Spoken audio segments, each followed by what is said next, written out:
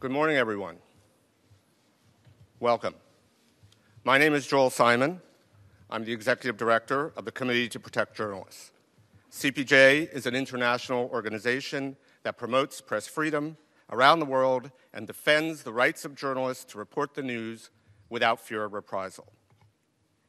Over many years, we've engaged with the UN and its agencies and institutions on a number of matters relating to press freedom and the rights of journalists. For example, we met with the last several Secretary Generals to express deep concern about the murders of journalists around the world and the issue of impunity. We've discussed the protection of journalists working in conflict zones. We've been pleased to see an increasing willingness to speak out on these issues, even while we acknowledge that conditions have not changed much for journalists on the ground. But there has been one issue around which it has been difficult to engage with the UN, and that is the unjust imprisonment of journalists around the world. That is because governments are directly responsible for these grave abuses, and the UN has a culture of rarely calling out its members. But the jailing of journalists has reached unprecedented levels. At the end of last year, there were 262 journalists jailed around the world, the highest number ever recorded by CPJ. The jailing of journalists is a brutal form of censorship that is having a profound impact on the flow of information around the world. The time has come to speak out and to name names. At the end of last year, Turkey was the world's leading jailer of journalists, with 73 journalists behind bars. China was second with 41, followed by Egypt with 20. Together, these three countries jail 134 journalists, which is more than all the other countries of the world, all the journalists that are in prison in all the other countries of the world. But at today's event, we want to talk not just about the numbers. We want to talk about the journalists themselves. The journalists we will highlight today are reporters who have sacrificed their liberty to keep their communities and the entire world informed. We've selected 5 cases in which we believe sustained international attention can make a difference. The journalists come from Bangladesh, Kyrgyzstan, Egypt, and Myanmar. I want to start with the Reuters reporters Wa Lone and Kwa So-u, who are jailed in Myanmar. These 2 journalists have been sentenced to 7 years in prison on retaliatory charges for violating Myanmar's colonial-era Official Secrets Act. Working for an international news organization, they have reported on a story of profound global significance. Their unjust imprisonment not only violates their own individual rights, it violates the rights of everyone in this room and around the world. Each of us, under Article 19 of the Universal Declaration of Human Rights, a foundational UN document, has the right to seek and receive information through any medium and regardless of frontiers. But how can we do so when the people who are informing us are imprisoned for their efforts? As world leaders gather here in New York this week for the UN General Assembly, this issue needs to feature squarely on the agenda. In a moment, Stephen Adler, President and CEO of Reuters, and Amal Clooney, who is representing Wa Lone and Kwa So-u, will say more. But first, let's watch a short video about these 2 brave journalists.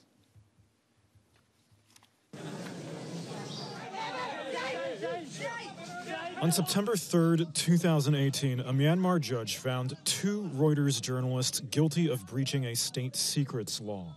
Wa Lone and Kwa So-u face 7 years in prison.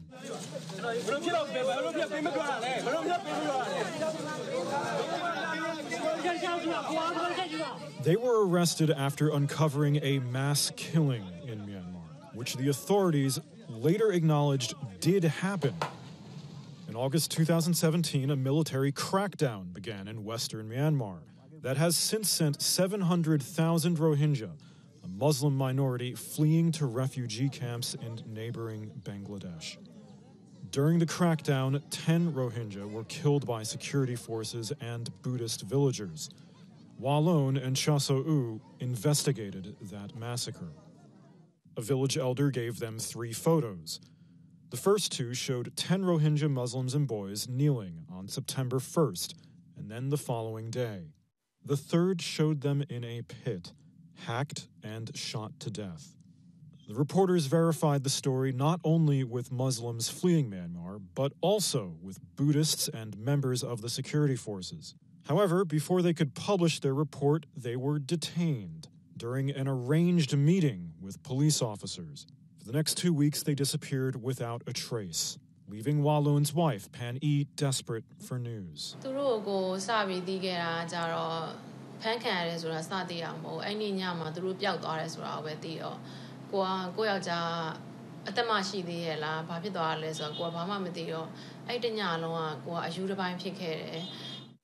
The reporters remained in custody for months up to and during their trial. During that time, Pan E gave birth to the couple's first child.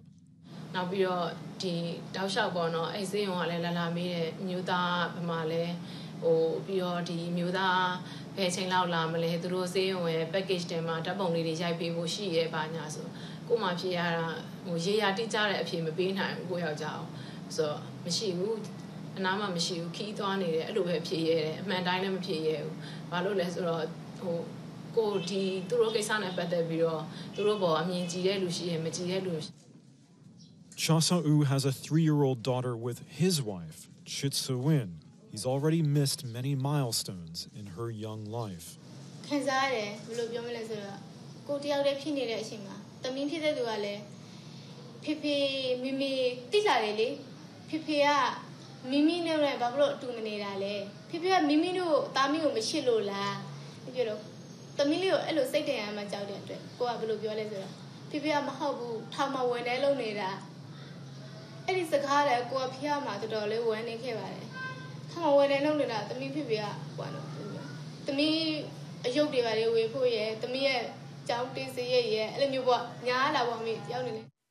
After their arrest, Walloon and Cha Sa-u were put in black hoods and taken to a secret camp where they were interrogated, threatened, and denied sleep for 3 days. After 2 weeks, they were transferred to Myanmar's notorious insane prison. Nonetheless, with their support, Reuters published their report on the massacre. The shocking evidence they'd found was indisputable. Myanmar authorities acknowledged that the massacre had happened even as they prosecuted the reporters. Their trial and sentencing has sparked a global outcry, not least among colleagues. Reuters president and editor-in-chief Stephen J. Adler. We view this as a wholly unwarranted, blatant attack on press freedom. Rights groups and governments have called for the release of the 2 reporters. Journalists in Myanmar and around the world have protested the court's judgment. But Myanmar's civilian leader, Aung San Suu Kyi, has defended the conviction of Walloon and Cha Sa-u. It's not a matter of they were not jailed because they were journalists. They were jailed because the court sentence has been passed on them, because the court has decided that they had broken the Official Secrets Act. The families of the 2 reporters have appealed to Myanmar's authorities for their release. For young people in Myanmar, like Walloon and Cha Sa-u, Aung San Suu Kyi's sweeping election win in 2015 sharpened the hunger for freedom in Myanmar after decades of brutal military rule. It's part of what drove the pair to become journalists, to serve the public by finding out the facts that form the bedrock of the rule of law in a democracy. While providing that service, Walloon and Cha Sa-u were wrongfully imprisoned and separated from their families.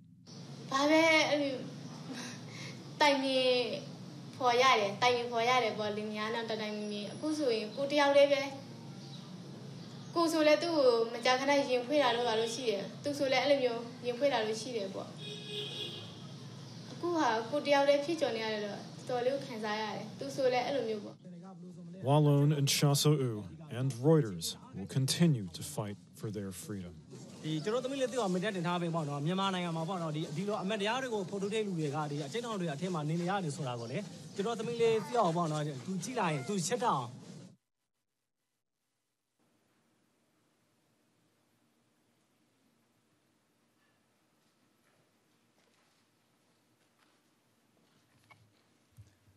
Good morning. I'm Steve Adler, editor-in-chief of Reuters. It was a year ago this month that those 10 Muslim men and boys you just saw were brutally murdered in the village of Indin in Myanmar's Rakhine State.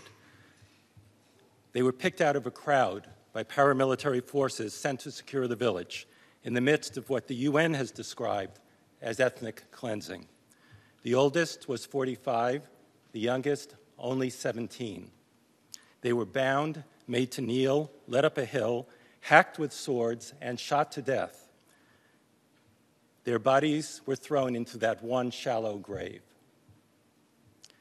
We have seen the awful photographs and know about the massacre because of the intrepid reporting of those two courageous journalists, Wa Lone and Chaw So-u.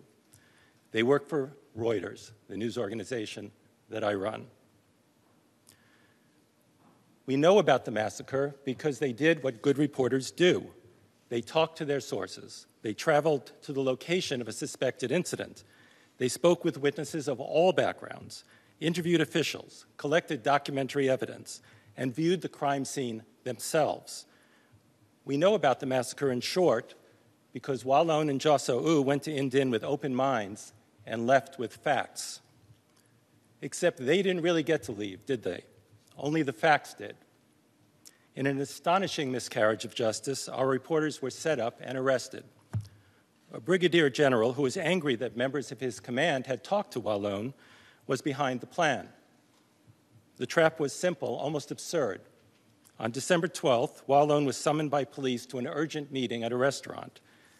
There, he and his colleague, Chaw So-u, were given documents rolled up in a newspaper and instructed to read them later. Then, when they left the restaurant, they were pounced on by police, who pretended to discover those very same documents. Their arrest was clearly aimed at unmasking Reuters sources and preventing us from publishing the account of the massacre.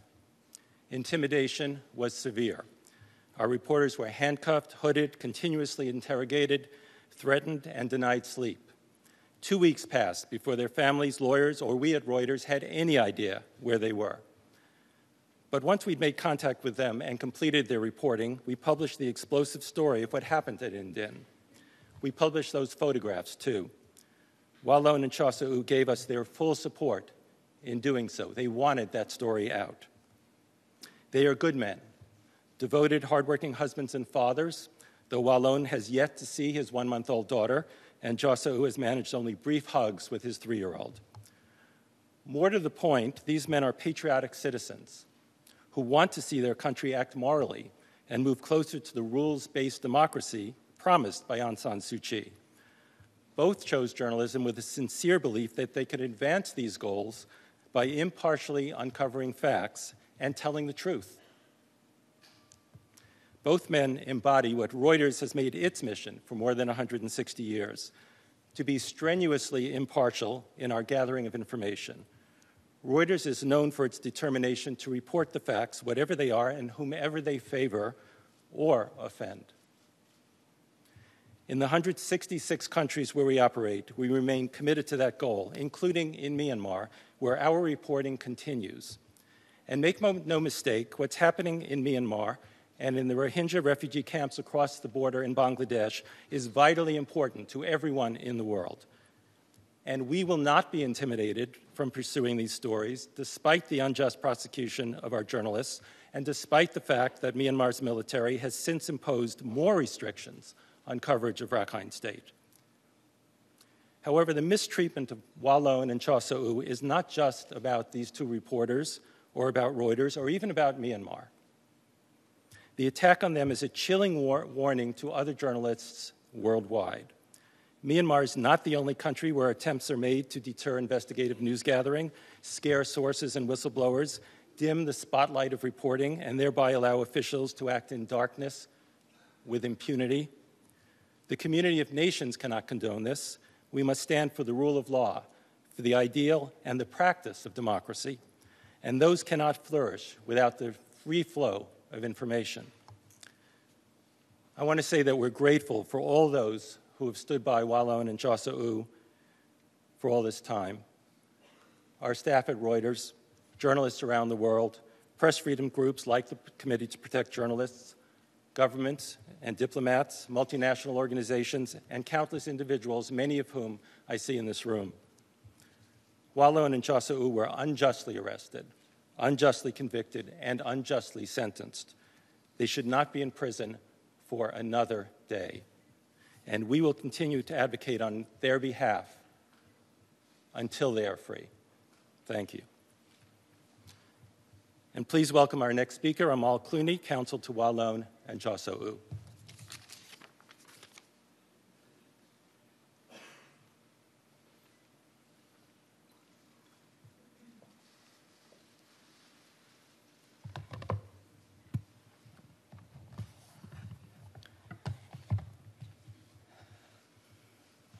Good morning, everyone.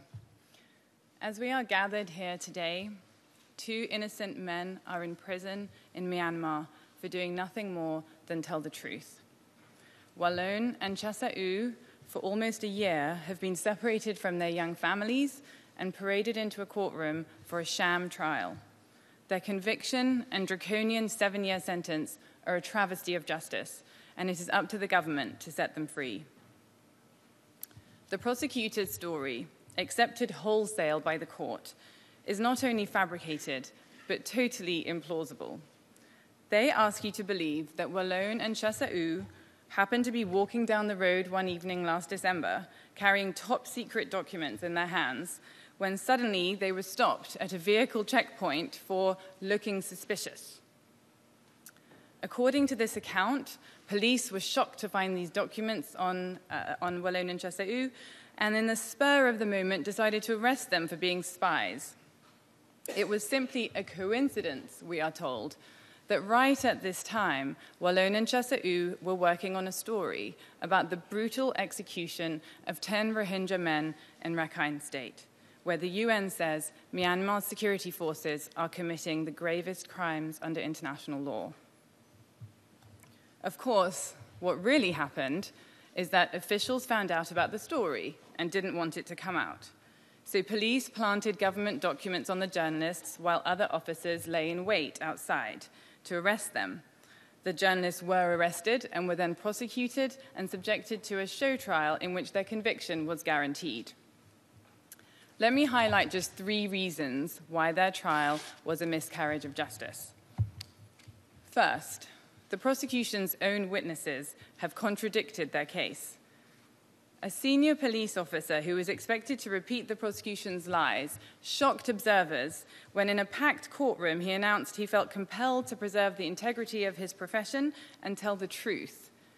He gave explosive testimony in open court, confirming that he heard a brigadier general from the police tell his subordinates to plant official documents on Walloon and then arrest him or face jail time themselves if they refused. After his heroic testimony, he was himself sentenced to 1 year in prison, and he's still in prison today. Other prosecution witnesses fell apart one by one on the stand.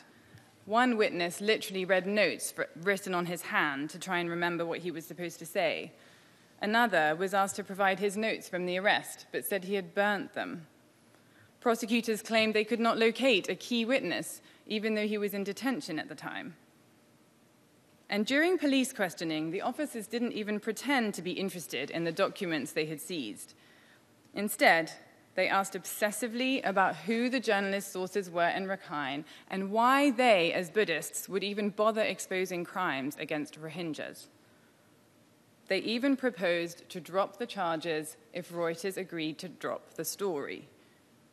Their offer was declined, but their own words made clear that their goal was always to bury the story. Second, there was a conviction without proof of a crime. A conviction under the Official Secrets Act requires that someone collected or shared material with intent to prejudice the state. But the documents that were in the journalists' hands when they were arrested were not state secrets. They were actually not even secret. And the journalists did not seek to harm the state. They were simply doing their job. But the judge entered a conviction anyway, because Walloon's old notebook included the phone number of a member of the Arakan Army, an armed group that Walloon was reporting on when he worked for the Myanmar Times. The judge could not point to any contact with this phone number, but found that the journalist was still guilty because, quote, the number was evidence that, quote, there are opportunities for the defendants to transmit security information to anti-government groups. Opportunities. Well, how convenient. Instead of the prosecution having to prove guilty conduct beyond doubt, the defense has to prove that such conduct is not theoretically possible. That makes this a conviction without a crime. Third, the trial violated every meaningful right to due process. The court was clearly not independent or impartial. How could a fair-minded judge convict on this evidence? The journalists were not given sufficient information about the charges. They were denied access to key evidence. They were questioned for weeks without a lawyer present. They were brought to a secret interrogation center. They were held incommunicado. They were hooded, forced to kneel, dragged on the floor, and denied sleep, and pressured to sign statements against their will. Exculpatory evidence was hidden or destroyed. Most fundamentally, there was no presumption of innocence, rather a predetermination of guilt. And you don't need to take my word for it. Every single observer of this trial has agreed that it was a farce. In Myanmar, young people took to the streets to protest the conviction.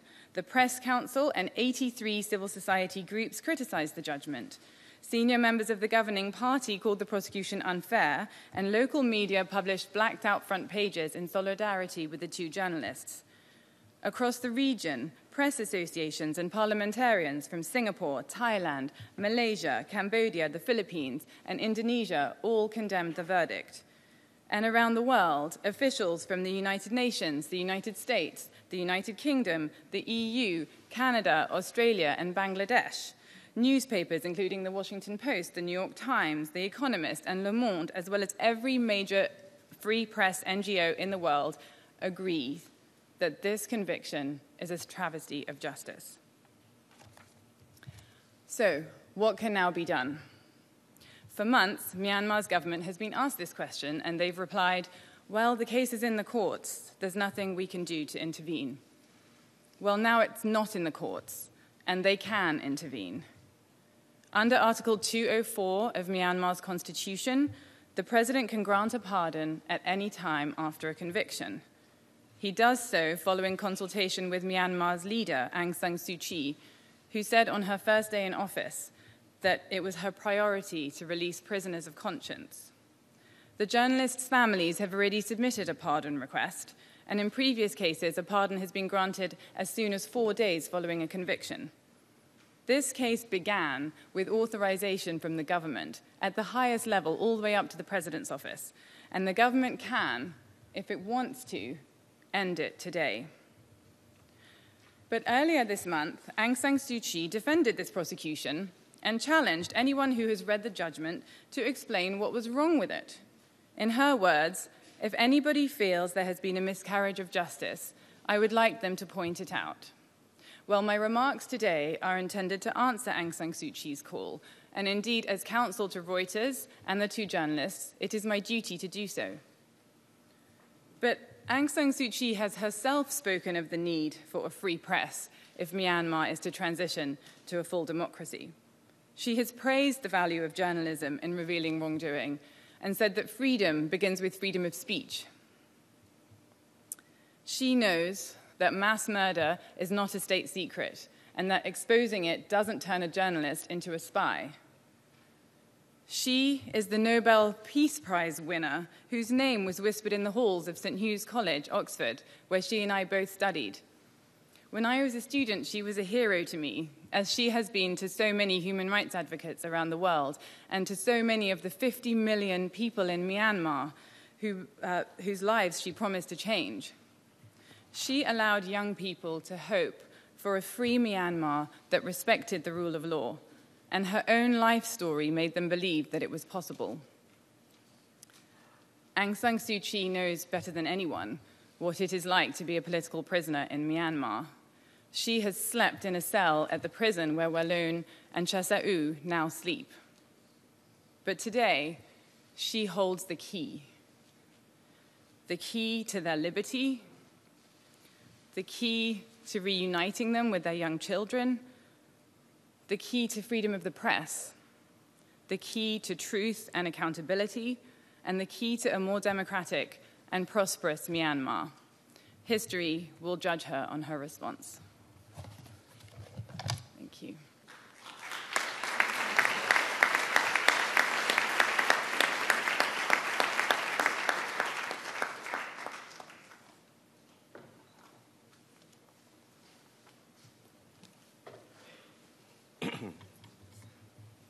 Thank you so much, Amal. Thank you, Steve. The list of journalists jailed around the world is long. In fact, it's never been longer. But I want to focus now on 3 other journalists from that list who, like Walon and Chau So-u, are unjustly jailed in reprisal for reporting on stories of global significance. Shahidul Alam is a renowned photojournalist, commentator, and founder of a Bangladeshi multimedia organization. His photographs of street life, political protest, and Bangladesh's ecological challenges have captivated his country and the world. Last month, Shahidul was arrested while covering student protests in Bangladesh. A day later, a Dhaka court ordered that he be held for 7 days to determine if he had violated Section 57 of the Information and Communication Technology Act by spreading propaganda and false information. When Shahidul was brought into court, he screamed that he had been tortured. He was unable to walk without assistance. Nearly 2 months later, he remains behind bars. As with Walon and Chau So-u, Shahidul's case is rife with due process violations. The American Bar Association Center for Human Rights released a report that concluded the entire criminal process, this is in quotes, the entire criminal process against Dr. Alam has been only a means of intimidation and retaliation and a gross subversion of Bangladesh's justice system. And I have just learned that Shahidul's family is here with us, and I'd like you to stand, please. Please stand up. Welcome. Welcome.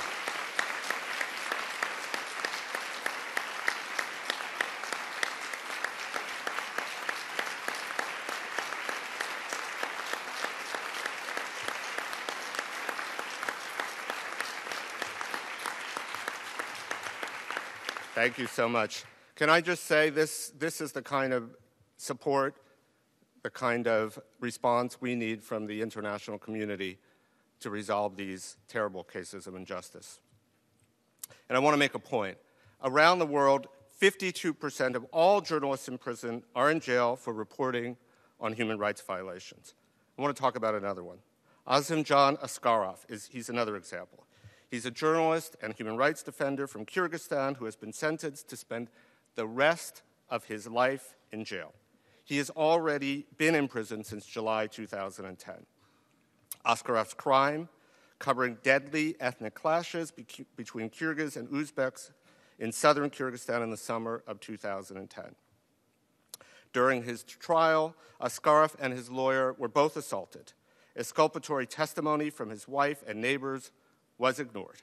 CPJ conducted its own investigation into the case in 2012 and found that charges against Askarov were in retaliation for his reporting on corrupt and abusive practices by regional police and prosecutors. Askarov himself told CPJ that authorities had long threatened him, probably because he had exposed fabricated criminal cases, arbitrary detentions, and the rape and abusive treatment of detainees in his native Jalalabad region. The UN Human Rights Committee looked into Askarov's case and found that numerous violations took place between the day of his arrest and sentencing. In early 2016, that body called on Kyrgyzstan to release Askarov. This summer, CPJ asked for permission to visit Askarov in prison. The Kyrgyz government said no. Today, we are calling on President Jeenbekov to use his authority to free Askarov and unequivocally commit to protecting press freedom. We call on member states to insist that President Jeenbekov and the Kyrgyz government comply with the recommendations of the UN Human Rights Committee. I want to turn to another country and another case, It's beyond sad that repression continues to mount in Egypt. Since 2013, that country has been among the world's worst jailers of journalists, according to CPJ research. Of the 20 journalists in Egyptian jails last year, some have faced politically motivated anti-state charges, but others face charges for publishing false news. Among them is Alaa Abdel Fattah, a prominent blogger and activist who has written about politics and human rights for numerous outlets.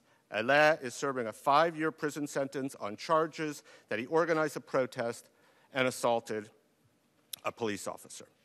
We believe the charges are trumped up, and in retaliation for Alaa's coverage of alleged human rights abuses committed by the police themselves and the security forces. We hope that Alaa will be released soon.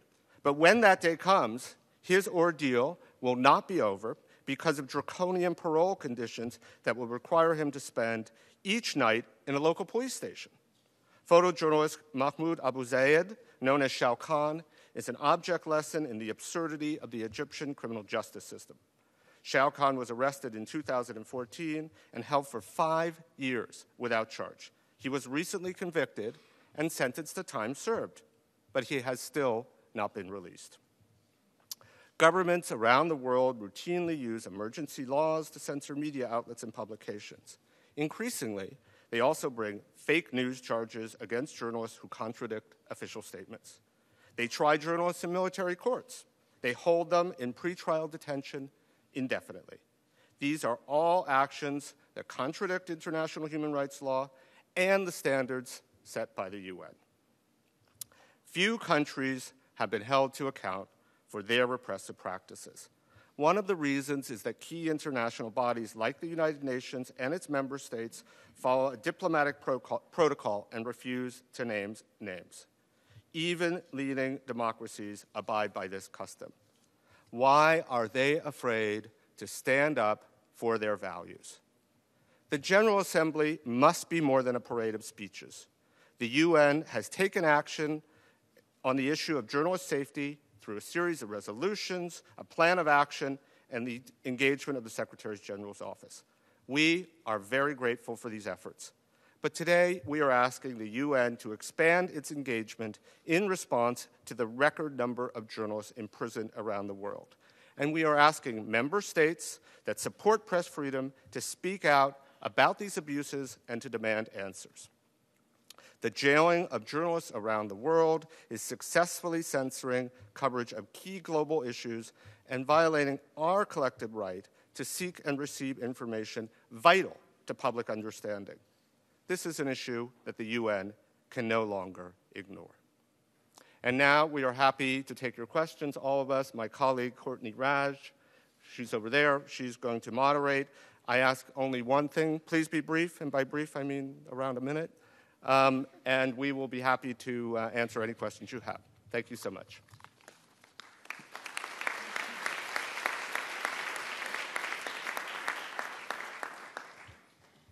Thank you.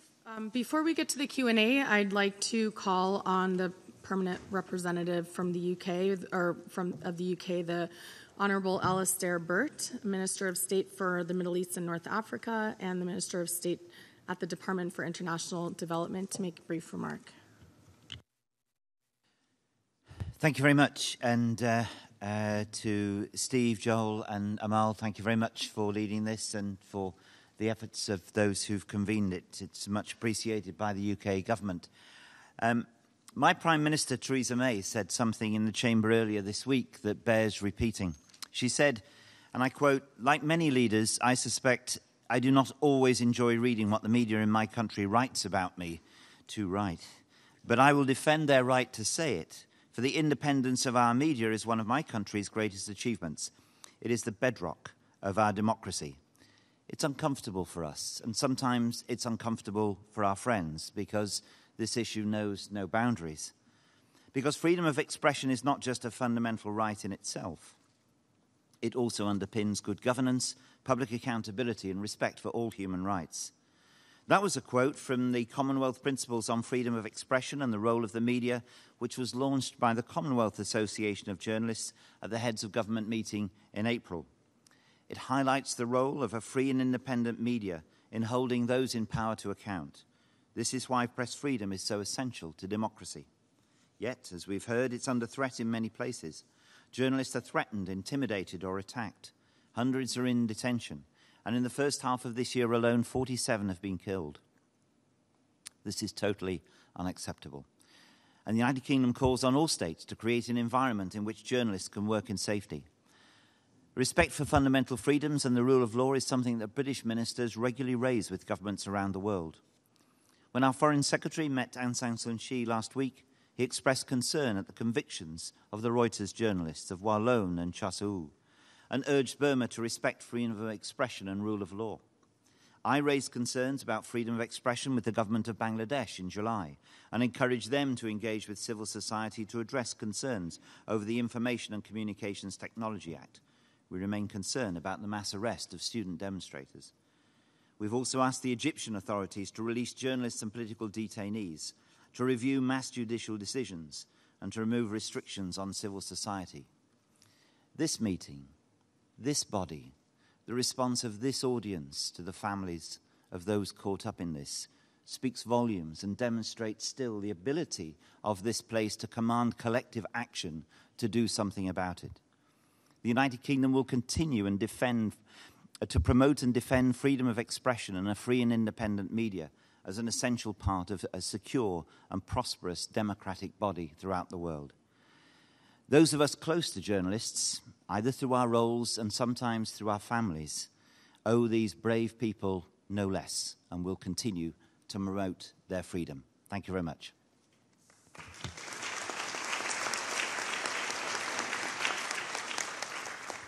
Thank you. I'd now like to call on the permanent representative from Germany.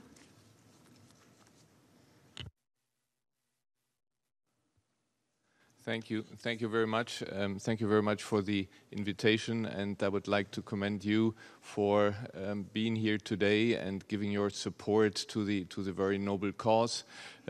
Germany has always supported all the UN General Assembly resolutions that deal with the freedom of media.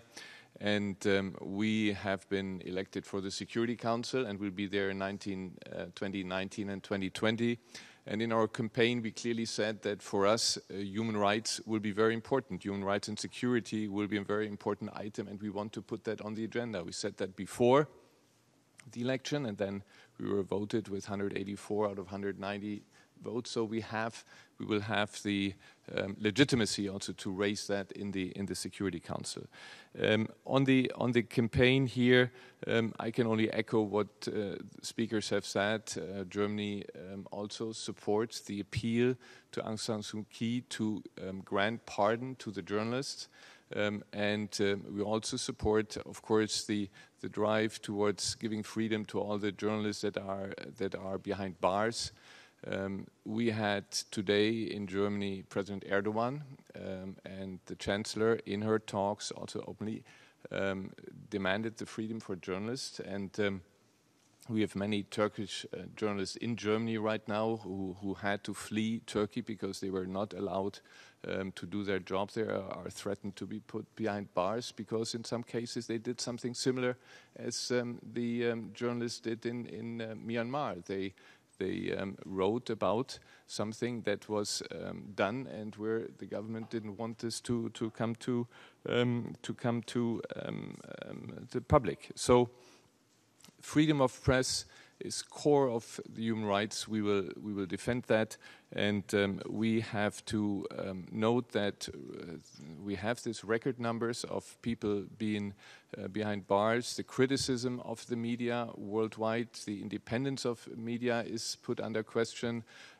You have sometimes even selection of journalists who are allowed for a press conference and things like this. I think we have to fight this, and Germany will do that. Thank you.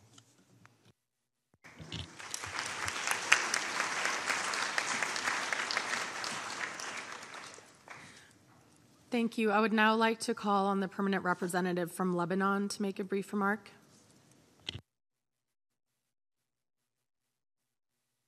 I'm sorry, I came here not prepared because I was in another meeting, but I'm going to say some remarks, and I will start them with the personal experience. As a young student in Lebanon in the 80s, a formative experience really taught me a big lesson.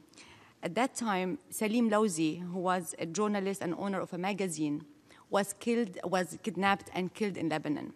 But that was not the worst part of it. The worst part was they poured acid on his right hand. And at that time, journalists used to write with longhand. They did not have laptops and computers. That was a message to all the journalists in Lebanon and the Arab world, that this is what happens to you if you use your right hand. I went on and I became a journalist, but this was the most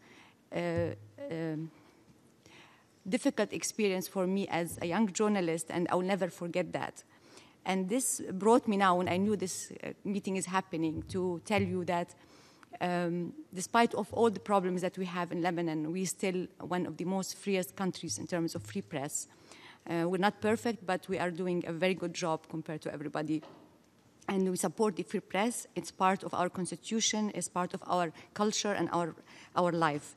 And I support all the people who are here, your cause, and I hope that we reach a day when journalists will not be killed, imprisoned, and their right hands will not be burned. Thank you so much.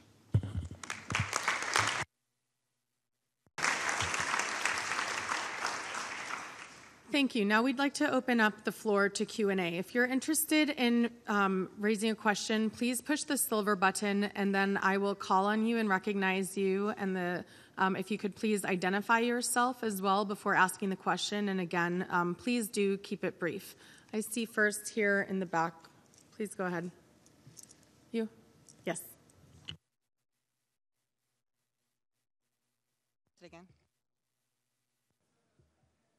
Virginia Jeffries from CUNY Graduate School of Journalism and the New York City News Service. My question is for Amal Clooney and Joel Simon in particular. After the sentencing, we saw a lot of people, private organizations, as you mentioned, like the New Yorker, ProPublica, Time Magazine, make semi-official statements of solidarity on social media. And I'm wondering, is that best for them, or is that going to come back to bite them later? Will it be distorted? I know that there sort of seem to be building a case that they've been sent by, international bodies trying to subvert the Burmese government. What is this good for them? Should we do that? Hi, thank you for the question. I think responsible reporting about the verdict is absolutely helpful and appropriate, and certainly we would never seek to stop it anyway. I think, they would be heartened to know, the two journalists sitting in prison are heartened to know that they're getting this kind of response from other fellow journalists around the world, and as long as the commentary is accurate, then I think it's absolutely appropriate and helpful too. I'll say a word, and maybe, Steve, you want to also comment. I think that, when journalists are in prison for their work, that's a time when the entire profession needs to stand together and speak out. And so I think it's welcome. And I have a lot of experience, too much experience over many years, of talking to journalists who've been imprisoned.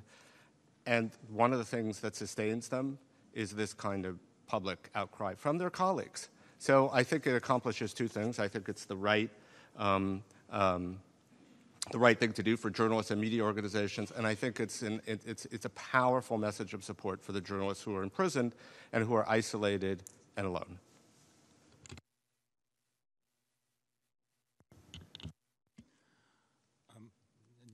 Just to add that the most important thing journalists can do to honor other journalists in prison is to do good, factual, honest journalism. So to continue reporting on what's happening not only in Myanmar but every place else in the world it really does honor those journalists. And I think it was particularly significant that Walloon and Jossou were so passionate about our going ahead, finishing their reporting, and writing the story about that massacre, because the whole point is not us, it's reporting the facts and letting the world know about them. I saw that there was a hashtag online which was arrest me too, that other journalists said, well, if what they've done is a crime, then what every journalist does is a crime, because all they did was, follow the evidence, follow leads, ask questions from all sides, and then report what they learned and report the truth. So I think, that is true, and the solidarity there is important. And it's also why, as Steve said, this isn't just a case about two men. This is a case about the ability of any journalist in Myanmar and further afield to report, because the reason governments take on these cases is because they want them to have a chilling effect. So not only do they bury one story, but then they, the rest of the journalistic community will start to self-censor, and we've seen that in many countries around the world. So just to echo what my colleagues are saying, I think it is actually incredibly important. Thank you. Before continuing on to questions, I'd just like to invite the Ambassador for Human Rights of France to make a brief intervention. Thank you very much. My name is François Croquette. I'm the French Ambassador for Human Rights. I would just like to thank the organizers for this meeting. It is very important, we believe, that we address the case of this journalist within the framework of the General Assembly. As you know, France has condemned the sentencing of the two journalists from Reuters, Walloon and Kwao-Sohu, to 7 years. These sentences, we believe, are a serious attack on freedom of press and the rule of law in Burma. France repeats its call for their release and for their fundamental rights to be respected, and of course for the media to be given free access to the Rakhine State. During this meeting, France co-hosted a ministerial meeting on Monday on Burma, during which their case was addressed. We also have launched an initiative for the protection of journalists worldwide, and I would like to recall that the French daily newspaper Le Monde has published the report of Walloon and Kwao-Sohu front page, and that the campaign in France for their release will continue until it has been achieved. Thank you very much.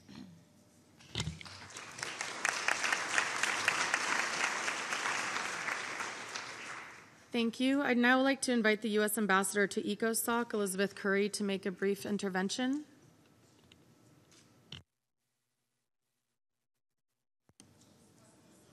It's already, there we go. Thank you. First, I would love to thank Reuters and the Committee to Protect Journalists and the panelists for convening this important meeting today. On behalf of the U.S. mission to the United Nations and Ambassador Haley, I want to express our continued support for the release of Walloon and Kwao-Sohu. These two journalists were just doing their job, as has been amply stated today, and journalism is not a crime. Doing good journalism should never be a crime, and we stand in solidarity with them and their families and the other journalists who have been unjustly detained around the world. Ambassador Haley has spoken out very strongly on this case, both publicly and directly with the authorities of the Burmese government, and will continue to do so. And we will continue to highlight their case as one of the most egregious examples of oppression of freedom of the press and freedom of expression in the world today. Further to that, I would like to highlight an initiative that the United States will be taking this fall in the General Assembly in the Third Committee to submit a new resolution on freedom of association and assembly. And in this resolution, we will specifically highlight the need to protect media workers who are covering protests, who are meeting with dissidents, and who are bringing to attention the voices of those who oppose authoritarian, semi-authoritarian, and governments that are sliding into authoritarianism, whether they're democratic on the surface or otherwise. We are looking forward to working with other member states here at the UN to support this new resolution in the Third Committee, and we welcome the different delegations that are here today to reach out to us to work with us on this resolution. We think it's very important to highlight the role that media workers in particular play, not only in protecting freedom of expression, but also protecting the other fundamental freedoms of association and assembly by covering when others are protesting, covering when others are speaking out against injustice. Thank you.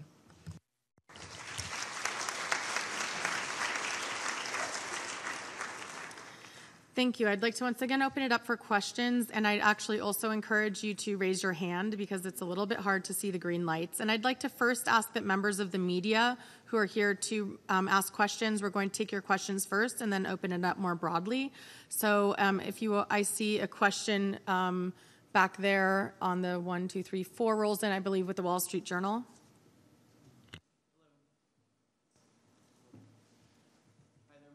Press your button one more time so it's red. Hi there, my name is Jay Conti. I'm the general counsel from the Wall Street Journal and Dow Jones. I'd first just like to applaud Reuters and its counsel for its full-throated defense of their 2 reporters. It's really admirable the lengths that you all have gone to support your folks who are in prison, and we clearly support you. It's a travesty, and the case is tough to watch and to follow. And in this scenario, I imagine your objective has to be getting them out of prison as quickly as possible. But my one question for you is, by asking for a pardon, are you concerned that some could interpret that as conceding guilt?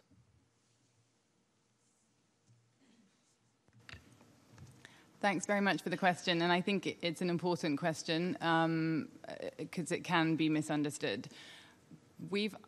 We have supported the family's request for a pardon because at this moment that is the only way for them to be free.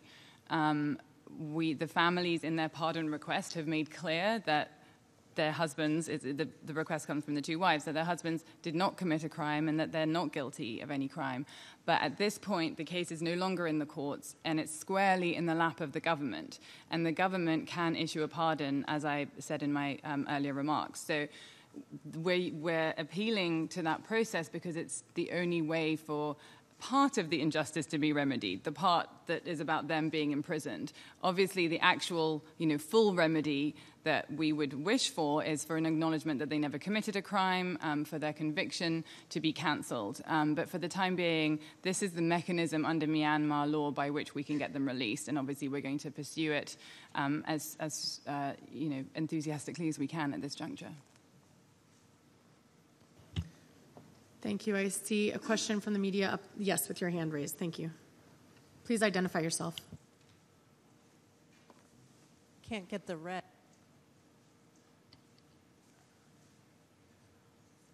There we go. Hi, Kristen Salumi from Al Jazeera here. I know in Myanmar, Facebook came under a lot of pressure for allowing hate speech to and people associated with the military to have accounts on Facebook. I'm wondering how you reconcile free speech rights on social media with the rights of journalists. Is there a tension there, and how do you reconcile that? Yes, that's my question. Thanks.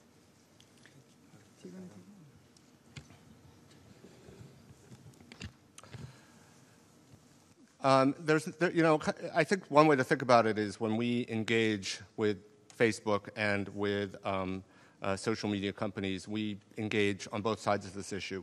So sometimes our concern is that particular actionable threats are being made against journalists, and so our concern is that this content be removed.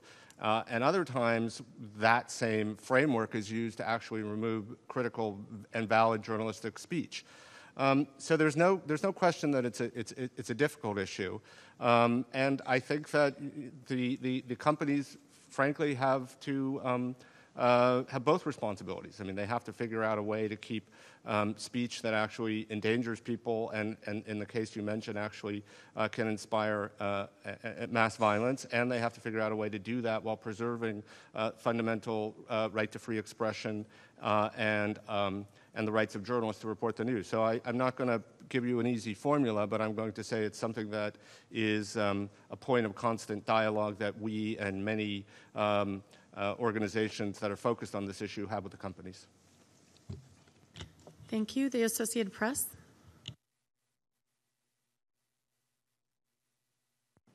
So push it one more time to get it read. Okay, there you go. My name is Brian Carvellano. I'm Vice President and Managing Editor of the AP. I'm here with my colleagues Karen Kaiser, who is the AP's General Counsel, and Ian Phillips, who is Vice President and Director of International News. I do have a question, but I just want to say real quick that we're here in solidarity with our colleagues at Reuters and at CPJ. We may be competitors, but we are all journalists. And when it comes to advocating for press freedom, we are partners. And we are here in support of Cha So-u and Wallone and all of the journalists around the world who have been wrongfully imprisoned. My question is, in the excellent Reuters investigation of Indin, names were named. Do we have any idea what happened to some of those folks? Have they faced any sort of justice whatsoever? And is there any hope of that?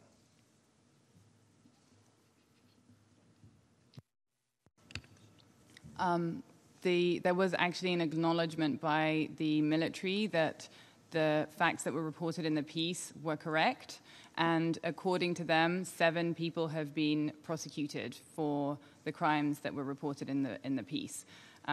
We can't necessarily independently verify that second part, but it's striking that there are many denials of many allegations that have been made. But when it comes to this story, the government couldn't deny it because they said, it was overwhelming evidence. It was evidence not only based on survivor testimony, but also testimony from military people, from eyewitnesses, from local Buddhist villagers in Indin.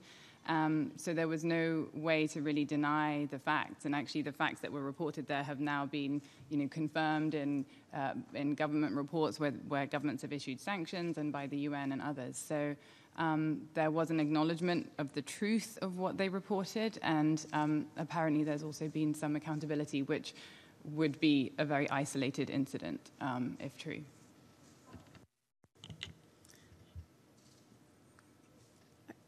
Yes. Please, don't forget to identify yourself. Thank you. Press that one more time. Yep. Thank you. Katie Riley from Time Magazine, and my question is for Amal Clooney.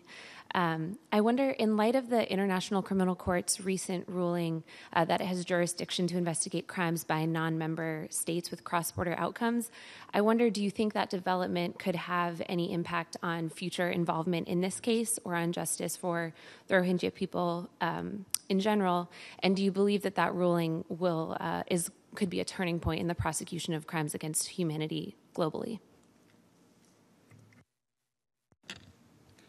I think it is a turning point when it comes to this conflict. I think there's been sort of escalating measures. We saw yesterday that the Human Rights Council issued a resolution saying that following the work of the UN fact-finding mission on Myanmar, there's now going to be a team of lawyers and others who are going to build prosecution files that target specific alleged perpetrators.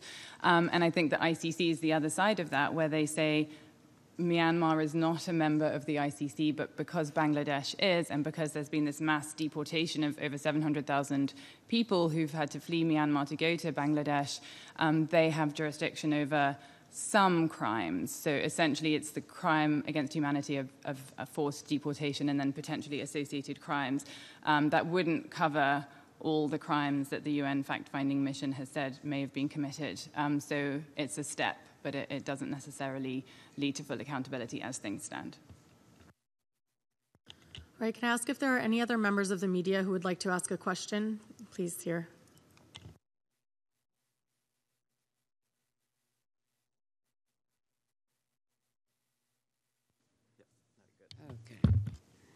Okay, thank you.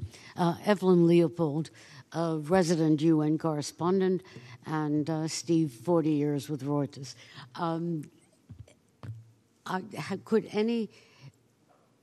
Has any action been taken, or could any pressure be put on those who deliver arms to the Burmese military?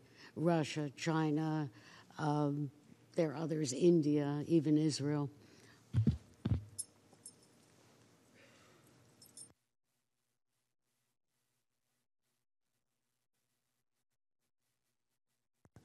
Gail Gove, our general counsel at Reuters, is going to address that. I think we've addressed all possible options at our disposal. We've had many conversations with many people around the world who are in a position to help us and to engage in quiet diplomacy, and we will continue to do that until they're free. Thank you. Any other members of the media, if you can just raise your hand.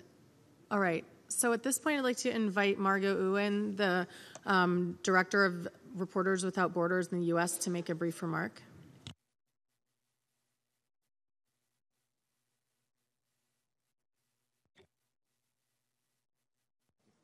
There we go. Thank you. Thank you to Reuters, to CPJ, to Amal Clooney for this wonderful event.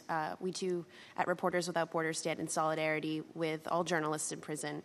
I wanted to highlight that 56 professional journalists have already been killed in 2018, surpassing 2017's tally at this time last year, and 697 have been killed since 2012's adoption of the UN Plan of Action on Safety of Journalists and the issue of impunity. So the UN must actually take into account, as Joel has said, that in addition to deaths, violent threats against journalists, imprisonment of journalists is another popular method of silencing the news, silencing journalists from reporting stories that impact us all, and depriving us of our right to information. And unfortunately, many journalists who are in prison do end up losing their lives. They are subjected to horrific detention conditions. Sometimes they're released only to die months later because they were denied adequate medical care. We need to continue, as we are doing today, to raise these threats and attacks against the freedom to report and the right to information as we witness a growing hatred of journalists around the world, which unfortunately is not limited to authoritarian regimes. We are seeing democratically elected regimes also attack the press more and more frequently, which is why we need to continue to address wrongs as they occur publicly. And we need to underline that a free press is not an adversary, but an essential component of democracy. Unfortunately, as verbal attacks against the press grow, so do physical attacks.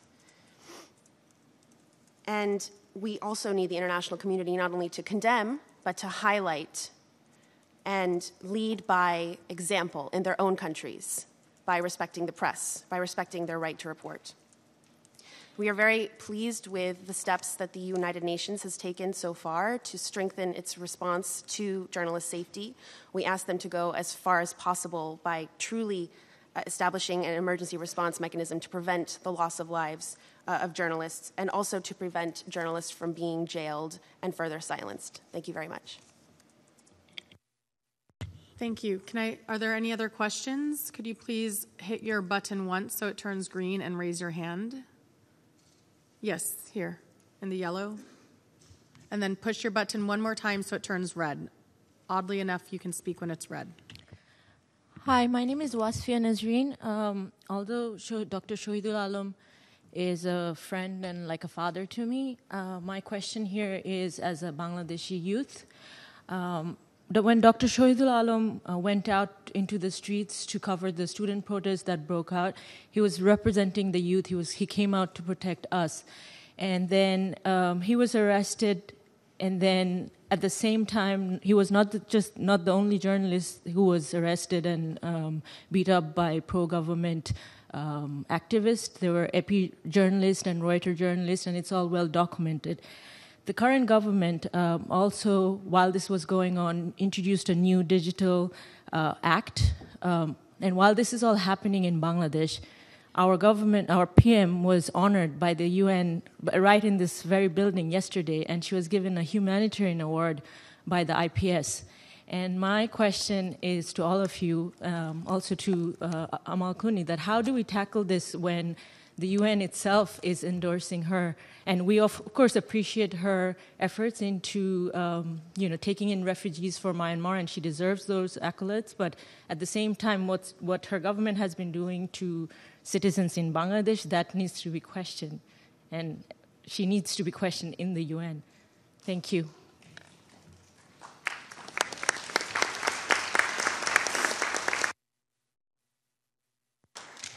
Well, I think you really zeroed in on, in my view, what engagement from the international community has to look like. There certainly are instances in which governments deserve recognition and leaders deserve recognition, but part of the engagement has to be based around a critical principle that respect for the rights of journalists and free expression is fundamental. So if you are, even if you have some positive policies that are being recognized at the same time that that engagement occurs, there has to be a principled commitment to raise in a forthright and honest way the challenges, and that's what I often fail to see. And that's my criticism. I think the international community, when it engages through the UN, has to maintain a commitment to those principles, and often they're lacking. I think that at a time when the world's governments are closing their doors to refugees, Bangladesh should be commended for taking in so many under such dire circumstances. But at the same time, I fully support what you say, that doesn't mean they get a free pass on, any other violations they may be committing. Absolutely, they should be, other governments and the UN itself should be taking a principled stance on this issue. We know it doesn't always happen. We know it's highly selective. But I also know, when we approach a case like this, we try and use all the tools in our toolbox. So sometimes there's legal recourse, there's diplomatic recourse, there's financial recourse, and there's public recourse.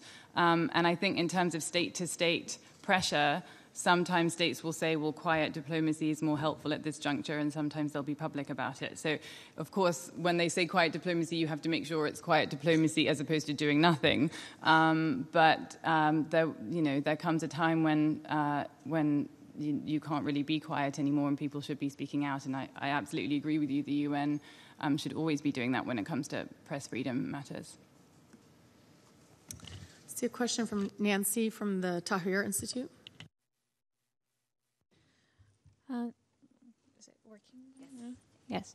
Thank you so much. My question is regarding Egypt. CPJ has already recognized the level of unprecedented repression that Egypt has on journalists and bloggers. The issue is, and we've seen what has been happening in the arrests of people who are well-known and award-winning, like Wael Abbas. The issue is not just the people who are being imprisoned, but also the institutionalization of repression with new laws that we see being issued very frequently, like most recently the cybercrime law and the media law. And I was wondering, other than the international rights groups, what could international credible media like Reuters and others could do in order to put pressure on the Egyptian government to stop such crackdown? Thank you. Well, I'll let Steve, if he chooses to, answer for Reuters. But it's not the role of the media who are covering the developments in Egypt to necessarily change the policies. But I think that all media has an obligation to report on the developments that are occurring there and to inform readers, and that's a challenge. It's a challenge for two reasons. It's a challenge, first of all, because the Egyptian government has adopted an increasingly aggressive posture, this goes back some time, towards the international media. So it's more and more difficult for international journalists based in Egypt to work without fearing for the safety of their staff and worrying about direct interventions from the government. The other challenge is the kind of global media landscape where, developments which are incredibly noteworthy, we have to acknowledge, like what's happening yesterday and today in the Senate Judiciary Committee, but sometimes it's less significant events like President Trump's latest tweet, and so they drowned out some of that essential news coverage that I think makes it easier to hold governments that systematically violate rights to account. So that would be my answer. I don't know, Steve, if you want to add anything.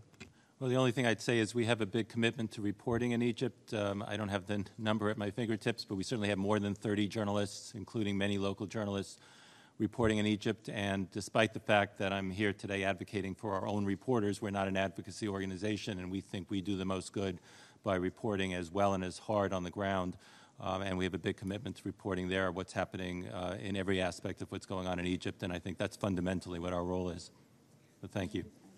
Can I just add a good news story, which is that I represented a journalist who was imprisoned in Egypt a few years ago and subsequently helped to get him released. And he's now become a very enthusiastic human rights activist, and actually yesterday was outside the Myanmar embassy in London protesting in support of Wallon and Chesau, and has become someone who calls me every 2 weeks telling me all the new cases I have to take on. So, you know, when you do get them out, they can become very valuable partners in these kinds of cases.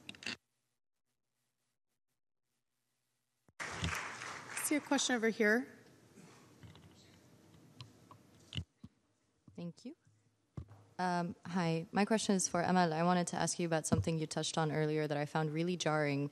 You had mentioned that in your dealings with the Myanmar legal system, you suddenly went from expecting the presumption of innocent until proven guilty to having to prove that the opportunity for a crime that they had claimed was not in fact possible. And the question is, how do you navigate this? Like, how do you work within a country that doesn't necessarily practice or enforce its legal system in the way that you would expect it to in the UK? Yes, I mean, I gave you one example of that in the judgment. It actually runs throughout the whole judgment. It's the only way a judge can draft a document and end with they're guilty is to flip the burden and constantly say, well, yeah, this prosecution witness did actually confirm the defense case, but 10 others didn't, so I'm just going to discard that. And it was that level of sort of absurdity of reasoning. That is what we're dealing with, which is why we are appealing to the executive branch now to remedy the injustice. You know, one can't have high hopes for higher level courts to remedy when matters that are as fundamental as the presumption of innocence are not respected. It's also why we have hope that Aung San Suu Kyi herself would wish to get involved to remedy the case, because she has spoken so frequently of the need for the rule of law, for the need for respect for those kinds of processes. And, you know, she has said one political prisoner is one too many. So we're hopeful that since these are the principles she has herself espoused, that she will step in and try and correct the injustice in this case if indeed the courts can't do it themselves. Question over here, sir. Please remember to identify yourself. Yes, I'm Alan Dodds-Frank with a contingent from the Overseas Press Club of America, and also speaking for the Press Freedom Committee of the Society of Silurians, another New York journalism group. And my question is, in addition to the normal letters we write to the regimes ordering, asking them to release imprisoned or persecuted journalists, have you identified anybody in the current United States administration to whom we should also be addressing our concerns? And would it be helpful to urge that our home countries exert economic pressure on Myanmar to release these journalists?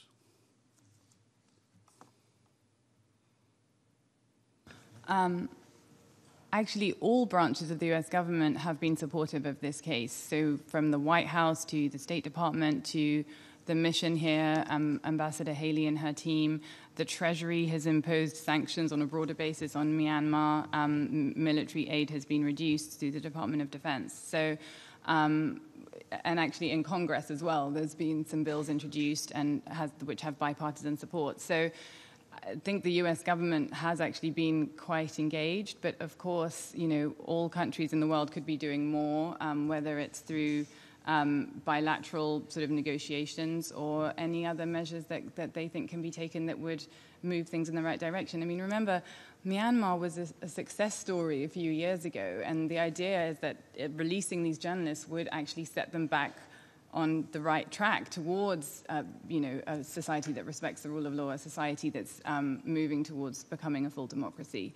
You know, that's what we're trying to encourage the government to do, and any partners that we can get diplomatically to help with that are obviously welcome. I do want to add to that by just saying, you know, it's extremely positive that the U.S. government is engaged in the Wallon Kwasau case. We obviously would like to see more consistent engagement around the issue of journalists in prison. We don't see that. And it goes without saying, because we've been outspoken about this, that we think such engagement would be more effective if the president were not constantly criticizing the media and what we believe to be not really criticizing, attacking the media and undermining the media in a way that we view as inappropriate.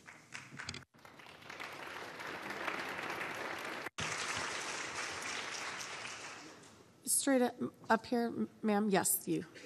Please identify yourself.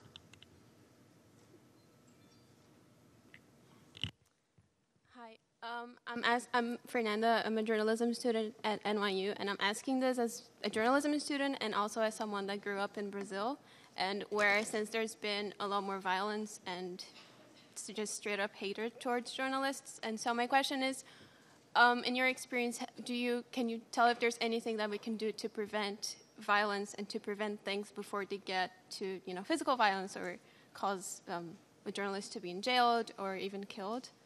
Do you think that there's anything that we can do regarding prevention? Thank you. Thank you. It's a very important question.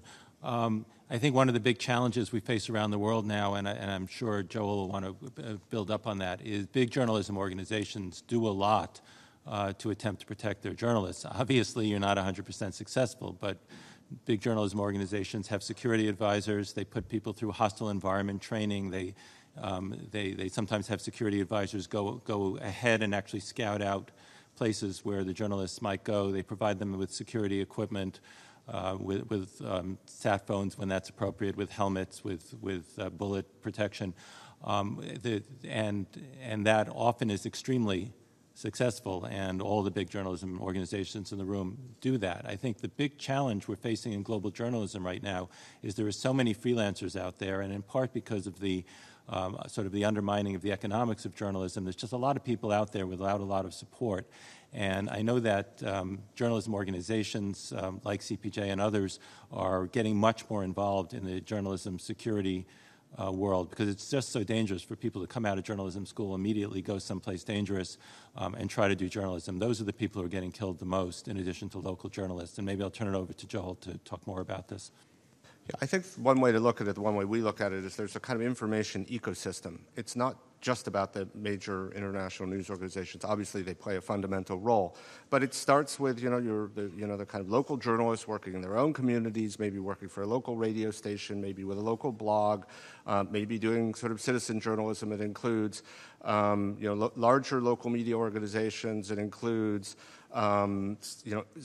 locals working for international news organization. It includes the support staff. So there's this whole infrastructure of information that we really depend on, and even the major international organizations, as Steve will acknowledge, some of the stories you get are by reading the local press and interacting with the local journalists. You can't cover a vast and complex country with a bureau. You really need to feed off the local media. So you have to take a sort of holistic approach to protecting all the journalists who are participating in this process. And we have we obviously advocate for journalists when they're threatened or imprisoned or victims of violence, but we also have a proactive component of our work, which is we call our emergencies program, and provides support to journalists who are working in dangerous and difficult environments and advice. So that's very much part of what we see as our mission.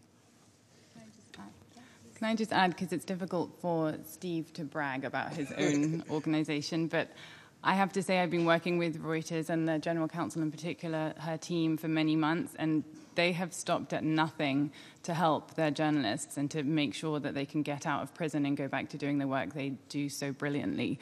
These journalists are young and they are brilliant, and they should be worrying about whether or not they're going to win the Pulitzer Prize, not whether they can get out of prison anytime before 2024. And I have to say, they're lucky. They've had some very bad luck, but they have good luck in working for Reuters, an organization that has their back, and I know won't stop working on this until the day they're released from prison.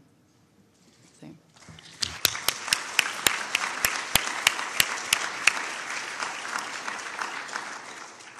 Thank you. We'll take one or two more questions for Shamima. Mine is more of a comment. I'm Shamima Khan. I'm the cousin of Shahidul Alam. And first, I wanted to say we did a protest yesterday, a demonstration for Free Shahidul. I'd like to thank CPJ and many others here who've really supported us on this, co-sponsored us. Thank you so much. Couple of things that we wanted to say very much is that the pressure on the government do have to be kept up, because we are very worried about this sort of attrition. Every time that there is a bail hearing, it is denied. Every time there is a bail hearing, it's the end of the list. Shahidul goes to court. He stays there for a couple of hours. He is told that, oh, it's the end of the list. The day is done. This will be heard another day. This has been going on for a while. And these are the kinds of things that kind of tend to take attention away over time. And as, other things come up and people don't stay focused on one issue forever.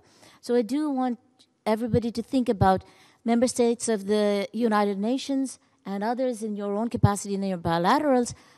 Ask our Prime Minister, what's going on? What's up? What's this I hear?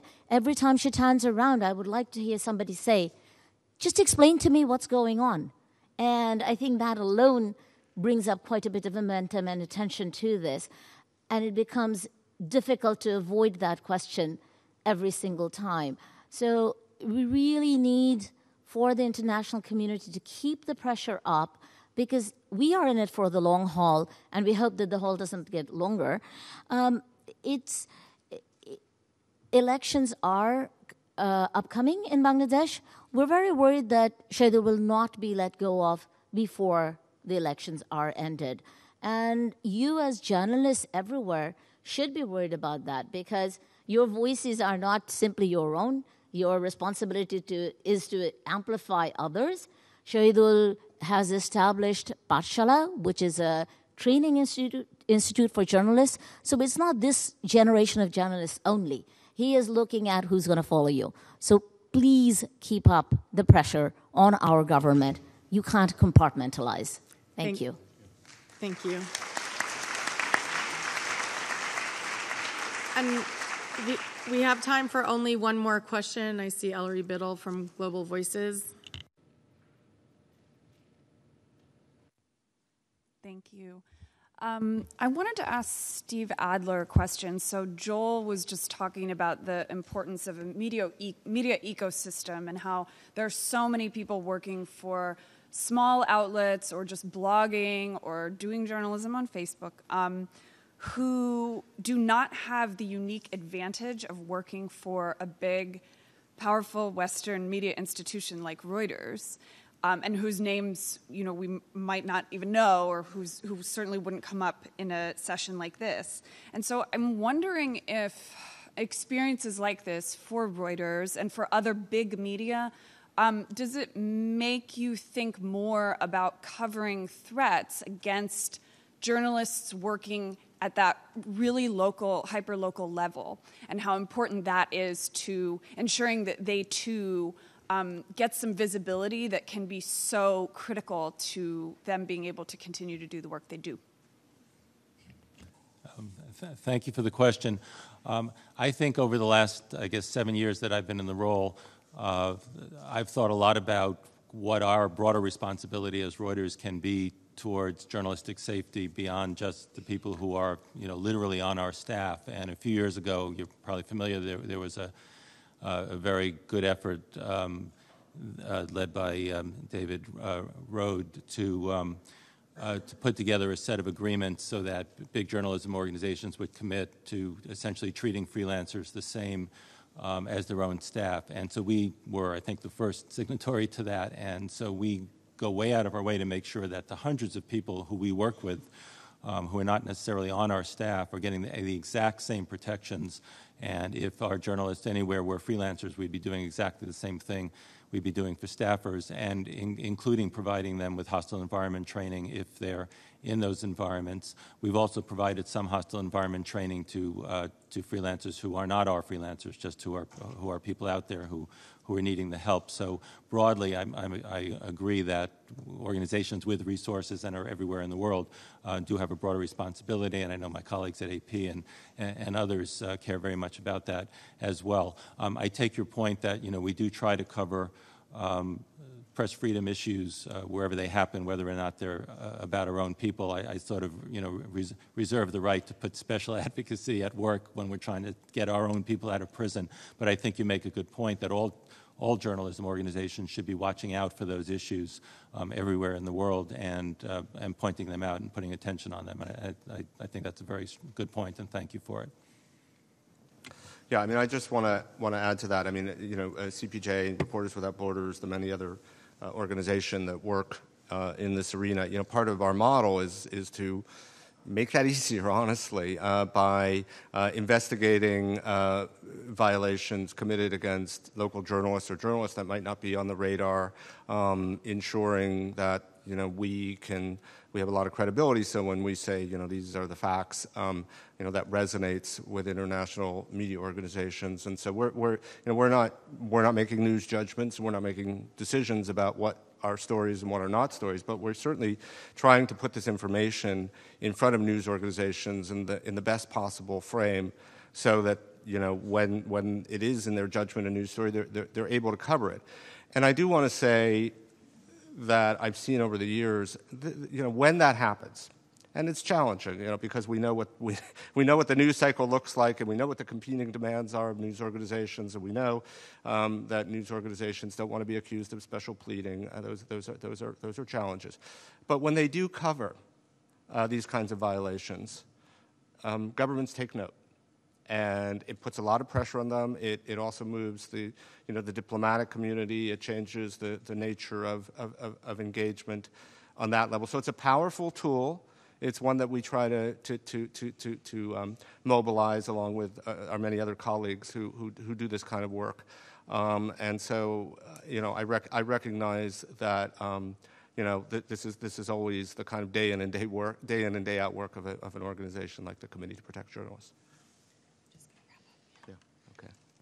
Thank you so much to everyone for coming. We really appreciate your support. You have the hashtags to use in your advocacy, and remember that if you see a petition, you're wearing a button, tweet, share, and thank you again for coming, and please thank our panelists.